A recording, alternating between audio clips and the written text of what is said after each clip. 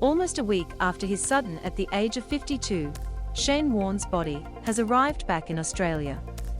A private jet carrying the Australian cricket legend's body touched down at Essendon Fields Airport in Melbourne at about 8:30 p.m. on Thursday night. The charter flight was moved into a private hangar. Shane Warne's body arrived back in Australia on Thursday night. Source: Twitter. Earlier, the first pictures of Warne's coffin emerged as his body was transported to Don Muang Airport in Bangkok on Thursday morning ahead of his return home. His coffin was seen draped in an Australian flag as it was moved onto a private flight ahead of his return home to Australian soil. The moving spectacle of seeing Warne's body decorated in the Australian flag was a fitting tribute to the cricket legend, who took 708 Test wickets for his country and played in 145 tests for the Baggy Green. Warne's body underwent an autopsy at Bangkok Police Station's mortuary, where it was confirmed by police that he of natural causes, a suspected heart attack. Warne's state funeral will take place on March 30th, after a private family service is expected to be held towards the end of next week. The coffin of Australian cricket player Shane Warne. James Wilson, Thai News PIX, AFP. Source: AFP. Discussions into the services organisation have begun, with immediate plans on hold until Warne's body is back on Australian soil.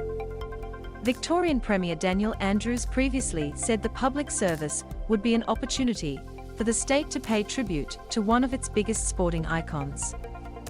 It will be an opportunity for Victorians to pay tribute to his contribution to his sport, to our state and the country, he said. The MCG's Great Southern Stand will be renamed the SK Warne Stand in the Spin King's honour. An ambulance carrying the body of Australian cricket player Shane Warne leaves the Police General Hospital in Bangkok.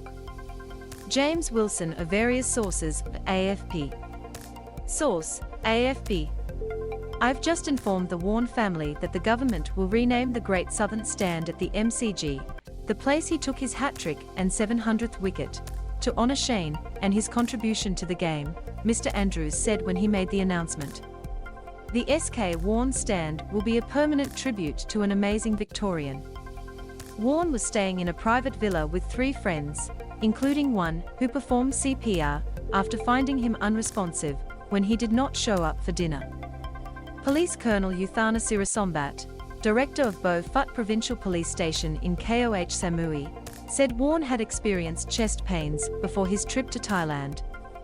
Citing interviews with family, he revealed Warne had a history of heart disease and asthma.